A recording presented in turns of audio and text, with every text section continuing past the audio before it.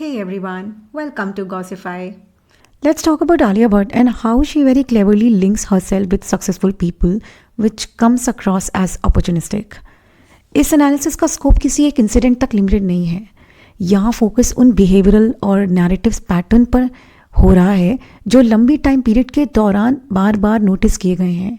ये observations, interviews, public statements और visible conduct के थ्रू सामने आते रहे हैं.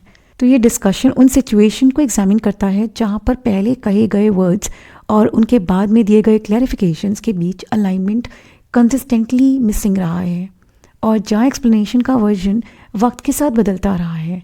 तो ऑब्जर्वर्स का कहना है कि आलिया भट्ट के कम्युनिकेशन का एक आइडेंटिफाइबल पैटर्न रहा है. जब भी वो किसी टॉपिक पर क्लैरिटी देने की कोशिश करती है तो अक्सर एक्सप्लेनेशन ज़रूरत से ज़्यादा लेयर्ड हो जाती है. इस प्रोसेस में कई ऐसे पॉइंट्स इंक्लूड हो जाते हैं जो कोर आर्ग्यूमेंट के लिए एसेंशियल नहीं होते और ऐसी एक्सेसिव डिटेलिंग की वजह से बाद के स्टेटमेंट्स पहले के वर्जन से क्लैश करते हुए दिखते हैं. कुछ लोगों ने पहले ही भी मेंशन किया था कि स्टेटमेंट फैक्चुअल क्लैरिटी से दूर होता है तो एलैबोरेशन ऑटोमेटिकली बढ़ जाती है जो आगे चलकर कॉन्ट्रडिक्शन का रीज़न बनती है. ये टेंडेंसी रणबीर कपूर के साथ कॉन्टेक्स्ट में सबसे ज़्यादा क्लियरली दिखाई देती है. ये वाइडली एक्सेप्टेड है कि आलिया भट्ट अपने पार्टनर से ऑब्सेस्ड है, कनेक्टेड है और एडमिरेशन एक्सप्रेस करना नॉर्मल बात है. लेकिन जब अप्रिसिएशन फैक्चुअल डिस्क्रिप्शन से आगे बढ़कर आइडियलाइज्ड पोर्ट्रेयल बन जाए तो क्रेडिबिलिटी पर सवाल उठते हैं. रणबीर के बारे में ये इमेज प्रेजेंट करना कि वो बिल्कुल गॉसिप नहीं करते या वो बहुत ही जेंटलमैन हैं और कभी किसी बारे में नेगेटिव बात नहीं करती और कभी अगर कुछ कह भी देते हैं तो तुरंत रिग्रेट महसूस होता है, ये बिल्कुल फेक लगता है. इसी पोर्ट्रेयल के बाद रणबीर के बारे में ये इमेज प्रेजेंट की गई कि वो गॉसिप नहीं करता, वो गॉसिप से बिल्कुल दूर रहता है, कभी किसी के बारे में नेगेटिव बात नहीं करता और अगर कभी कुछ कह भी देता है तो तुरंत रिग्रेट महसूस करता है. इस पोर्ट्रेयल से रणबीर की पर्सनालिटी ऑलमोस्ट फ्लॉलेस दिखाई गई, जैसे उनके बिहेवियर में नेगेटिविटी का कोई स्कोप ही नहीं है. यहाँ तक कहा गया कि उनके मुंह से कभी किसी के लिए कुछ भी क्रिटिकल कमेंट नहीं सुना गया. लेकिन जब फैमिली सेंट्रिक शोज़ में जैसे डाइनिंग विद कपूर्स में सीधा सवाल पूछा गया कि घर में सबसे ज़्यादा गॉसिप कौन करता है तो आंसर्स का मेजॉरिटी रणबीर के नाम पर आया. इंडस्ट्री के लोग भी पहले ही ओपनली ये बात एक्सेप्ट कर चुके हैं कि रणबीर गॉसिप इंगेज करते हैं और even in coffee with Kareena Kapoor has discussed कि रणबीर सबसे ज़्यादा गॉसिपर हैं. इस कॉन्ट्रास्ट के बाद परसेप्शन ये बना कि शायद एक पर्टिकुलर इमेज मेंटेन करने के लिए उनके ट्रेट्स सिलेक्टिवली प्रेजेंट किए गए हैं. कुछ पर्सनल हैबिट्स को अननेसेसरी ग्लोरिफिकेशन के साथ प्रोजेक्ट किया गया और इमोशनल अटैचमेंट का इम्बैलेंस भी नोटिसेबल रहा. पब्लिकली ये भी ऑब्जर्व हुआ है कि अफेक्शन और इमोशनल एक्सप्रेशन का इंटेंसिटी दोनों तरफ से इक्वली विजिबल नहीं है.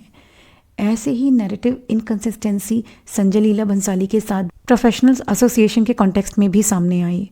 एक वर्जन सर्कुलेट हुआ जिसमें कहा गया कि एक शेल्फ्ड प्रोजेक्ट के बाद आलिया इमोशनली कोलैप्स कर गई थी, खुद को रूम में लॉक कर लिया था और रो रही थी और इस इंसिडेंट ने भंसाली को डीपली अफेक्ट किया और इस इमोशनल सिचुएशंस को कंपनसेट करने के लिए उन्होंने गंगूबाई ऑफ़र की. ऐसे क्लेम्स उनके इंटरव्यू में सुनने के लिए मिले. उन्होंने खुद ये बात को एक्सेप्ट किया था. लेकिन बाद में जब इसी टॉपिक पर आलिया से डायरेक्टली बात की गई तो डिस्क्रिप्शन का टोन बिल्कुल अलग था. इस नैरेटिव को कोई इमोशनल ब्रेकडाउन नहीं था. बताया गया कि भंसाली ने उन्हें बस एक शॉर्ट टाइम ब्रेक लेने के लिए कहा था और कुछ हफ्तों के लिए रिलैक्स करने को कहा और उसके बाद उन्हें गंगूबाई का नरेशन मिला. यहाँ पूरी सिचुएशन को काफ़ी कंपोज्ड और रूटीन मैनर में एक्सप्लेन किया गया और इस अब्रप्ट टोनल चेंज के बाद ये इम्प्रेशन बना कि पहले वाली ड्रामेटिक स्टोरी को सॉफ्टन करने के लिए यह ऑल्टरनेट वर्जन दिया गया. ये अप्रोच शादी के नैरेटिव में भी रिपीट होती दिखती है. आलिया ने यह कहा था कि उनकी वेडिंग हमेशा से ही घर पर प्लान थी, जबकि बाद में नीतू सिंह के इंटरव्यू से पता चलता है कि शुरुआत में डेस्टिनेशन वेडिंग का ऑप्शन सीरियसली कंसिडर किया जा रहा था और मल्टीपल लोकेशंस भी शॉर्टलिस्ट हुई थी. ये इनकन्सिस्टेंसी सिर्फ वर्बल क्लेम्स तक ही लिमिटेड नहीं रही.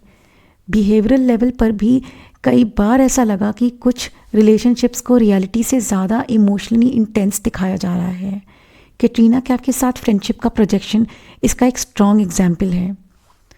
ये पब्लिक डोमेन में था कि आलिया को काफ़ी छोटी एज से रणबीर कपूर पर क्रश था और वो इस बात को ओपनली एडमिट करती रही थी। लेकिन जब रणबीर और कटरीना सीरियस रिलेशनशिप में थे और शादी की बात चल रही थी, उस फेज़ में आलिया और कटरीना की सडन बॉन्डिंग काफ़ी प्रोमिनेंट प्रोजेक्ट हुई। जिम आउटिंग्स, इंटरव्यू में म्यूचुअल एडमिरेशन और सपोर्टिव जेस्चर, सब कुछ एक आइडियल फ्रेंडशिप का फ्रेम में दिखाया गया। जनरल सोशल डायनेमिक्स के हिसाब से किसी क्लोज फ्रेंड के पार्टनर पर क्रश को पब्लिक प्लेटफॉर्म पर एक्नॉलेज करना ऑकवर्ड माना जाता है। पास्ट अट्रैक्शंस को रेट्रोस्पेक्टिवली मेंशन करना अंडरस्टैंडेबल होता है, लेकिन प्रेजेंट सिचुएशन में डिस्क्रीशन एक्सपेक्टेड होती है। इसी वजह से इस बिहेवियर को कई लोगों ने इनसेंसिटिव और इनअप्रोप्रिएट माना। ब्रेकअप के बाद ये पैटर्न और ज़्यादा क्लियर हो गया। कटरीना के साथ जो क्लोजनेस दिखाई जा रही थी वो सडनली डिसअपियर हो गई और उसके बाद आलिया और रणबीर की प्रॉक्सिमिटी ज़्यादा ओपनली विजिबल होने लगी। शूटिंग के दौरान रिलेशनशिप स्टार्ट हुआ और लेटर आलिया ने क्लैरिफाई किया कि ये एलिगेशन गलत है कि रिलेशनशिप ओवरलैप था। यहाँ कोर इशू रिलेशनशिप टाइमलाइन नहीं था, बल्कि ये ऑब्जर्वेशन थी कि कटरीना के सामने जो फ्रेंडशिप पोर्ट्रे की गई वो ऑथेंटिक नहीं लग रही थी। जेस्चर और अफेक्शन परफॉर्मेटिव फील हुए, जैसे सिचुएशन बेस्ड ऑप्टिक्स के लिए हों, और एक्टिंग टैलेंट पर सवाल नहीं उठाया गया। लेकिन प्रिविलेज का नैरेटिव में कॉन्ट्रडिक्शंस क्लियरली दिखते हैं। कई इंटरव्यूज़ में ये इम्प्लाई किया गया है कि रोल्स उन्हें ईजिली नहीं मिलते, जबकि इंडस्ट्री एग्जाम्पल्स उनके लिए उल्टा सिग्नल देते हैं। करण जौहर ने खुद ये बताया है कि जिगरा की स्क्रिप्ट एक्ट्रेस डिस्कशन से पहले ही आलिया को फॉरवर्ड कर दी गई थी। तो प्रिविलेज का मतलब सिर्फ स्किल नहीं होता, एक्सेस, सपोर्ट और इन्फ्लुएंस भी इक्वली इम्पॉर्टेंट होते हैं। ऐश्वर्या राय ने भी ये पहले ही कहा था कि टैलेंट के साथ उनकी बैकिंग भी सॉलिड है, और जैसे उनको बैकिंग मिली है वो हर किसी को नसीब नहीं होती। रिसेंट ईयर्स में similar performative admiration Yami Gautam के लिए कॉन्टेक्स्ट में भी नोटिस की गई है। Suddenly public appreciation, emotional posts और प्रेज दिखाई देने लगे हैं, जबकि यामी के करियर के इनिशियली सालों में ऐसे कंसिस्टेंट एक्नॉलेजमेंट नहीं थी। टाइमिंग इसीलिए क्वेश्चनेबल लगी क्योंकि यामी भी एक स्ट्रॉन्ग पोजीशन होल्ड करती है, और ना सिर्फ अपने परफॉर्मेंसेस के थ्रू बल्कि अपने हस्बैंड के सक्सेसफुल प्रोजेक्ट्स के इन्फ्लुएंस के कारण भी। ये पैटर्न कटरीना के करियर पीक के साथ अलाइन करता है और अब यामी का फेज में रिपीट होता दिखता है। जब अप्रिसिएशन सिर्फ रेलिवेंस और पावर के हाई पॉइंट्स पर सरफेस होती है तो वो ऑर्गेनिक नहीं लगती, बल्कि स्ट्रैटेजिक मूव जैसी फील होती है। तो जैसे अब धुरंधर के हिट होने के बाद शायद आलिया भट्ट ये होप कर रही हो कि आदित्य धर उनको अपनी कई नई मूवी के लिए ले सकें। रणबीर कपूर के पीआर नैरेटिव में भी कॉन्ट्रडिक्शन सामने आई हैं। उन्होंने क्लेम किया कि वो सोशल मीडिया से दूर रहते हैं और कोई पीआर मशीनरी फॉलो नहीं करते, लेकिन पीआर प्रेजेंस का सोशल मीडिया एक्टिविटीज से डायरेक्ट लिंक होना ज़रूरी नहीं होता। रानी मुखर्जी का एग्जाम्पल दिया जा सकता है, जो ऑनलाइन प्लेटफॉर्म्स पर एक्टिव नहीं है, पर फिर भी फिल्म रिलीज़ के टाइम पर स्ट्रॉन्ग पीआर क्लियरली विजिबल होती है। रणवीर सिंह की फिल्म सक्सेस के बाद सडन कंपैरिजन और नैरेटिव्स को पुश भी इसी पीआर इकोसिस्टम का हिस्सा लगा। कैटरीना के कॉन्टेक्स्ट में जब एक शो पर एक्स पार्टनर्स पर डिस्कशन हो रहा था तो आलिया विजिबली अनईजी दिख रही थी। वरुण धवन ने ओपनली कहा कि दोस्त का एक्स के साथ रिलेशनशिप प्रॉब्लमैटिक हो सकता है क्योंकि ये एक ब्रो कोड है। आलिया के लिए ये सिचुएशन का रिस्पॉन्स कॉम्प्लिकेटेड था क्योंकि वो अपने फ्रेंड के एक्स से ही मैरिड है, इसीलिए डिफेंस के लिए दिया गया ब्रेकअप के बाद डेटिंग अनएथिकल नहीं होती। बॉलीवुड में ओवरलैपिंग रिलेशनशिप्स अनकॉमन नहीं है, लेकिन इशू तब होता है जब फ्रेंडशिप का फसाड मेंटेन करने के बाद में उसे क्वाइटली डिस्कार्ड कर दिया जाता है। तो अब डिस्कस करते हैं लॉबिंग अटेम्प्ट्स पर।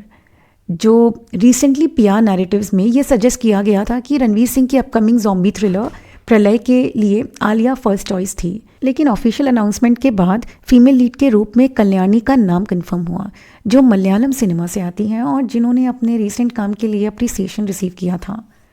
क्लैरिफिकेशंस के बाद ये क्लियरली इस्टेब्लिश हुआ कि आलिया को प्रोजेक्ट के लिए कभी कंसिडर किया ही नहीं गया था और मेकर्स की प्रेफरेंस शुरू से ही कल्याणी थी। ये नैरेटिव सक्सेसफुल प्रोजेक्ट के साथ एसोसिएशन दिखाने की कोशिश जैसा लग रहा था, खासकर रणवीर सिंह की पिछली फिल्म हिट रही थी। पास्ट में लॉबिंग के सक्सेसफुल एग्जाम्पल्स मिलते रहे हैं, जैसे उड़ता पंजाब, कलंक, डियर जिंदगी, हाईवे, RRR, जहाँ तो या तो ये उनकी डायरेक्ट रिक्वेस्ट, इंडस्ट्री इन्फ्लुएंस या करण जौहर का इन्वॉल्वमेंट रोल प्ले करता है। डियर जिंदगी के केस में कटरीना इनिशियली चॉइस थी, लेकिन बाद में कास्टिंग शिफ्ट हो गई। जिगरा में भी स्क्रिप्ट डायरेक्टली आलिया तक पहुंची थी। ये सब एग्जाम्पल्स दिखाते हैं कि पहले से स्ट्रॉन्ग बैकिंग से अपॉर्चुनिटीज़ रिलेटिवली एक्सेसिबल थी, लेकिन अब इंडस्ट्री का पावर स्ट्रक्चर चेंज हो चुका है। करण जौहर का पहले जैसा डोमिनेंस अब नहीं रहा। धर्मा प्रोडक्शंस का रीसेंट सेटबैक्स और स्टेक डाइल्यूशन के बाद इन्फ्लुएंस का बैलेंस शिफ्ट हो गया है। इसी वजह से करंट फेज में लॉबिंग स्ट्रैटेजीज उतनी अफेक्टिव नहीं है। प्रलय के केस में इसी ट्रांजिशन को हाईलाइट करता है। आलिया की फिल्मोग्राफी पर नज़र डालने पर भी मेजॉरिटी प्रोजेक्ट्स धर्मा के साथ डायरेक्टली या इनडायरेक्टली कनेक्टेड रहे हैं। स्टूडेंट ऑफ द ईयर से लेकर रॉकी और रानी और जिगरा तक धर्मा के कंसिस्टेंट फैक्टर रहा है। जो प्रोजेक्ट इस बैनर के बाहर था उनमें भी करण जौहर का इन्फ्लुएंस किसी न किसी फॉर्म में इन्वॉल्व रहा ही है। सिर्फ कुछ ही फिल्म्स हैं इस इकोसिस्टम से कम्प्लीटली बाहर आती हैं। ओवरऑल कंक्लूजन ये रहा है कि जहाँ पहले एक्सेस और इन्फ्लुएंस के थ्रू नैरेटिव ईजिली कंट्रोल हो जाते थे, आज ऑडियंस और इंडस्ट्री दोनों ज़्यादा परसेप्टिव हो चुके हैं। तो पैटर्न्स अब जल्दी नोटिस हो जाते हैं और कनिंगनेस भी। तो आपको क्या लगता है, आलिया का यामी गौतम और आदित्य धर की बटरिंग करना क्या अपॉर्चुनिस्टिक मूव है या ये एक genuine appreciation? Please let me know in the comments.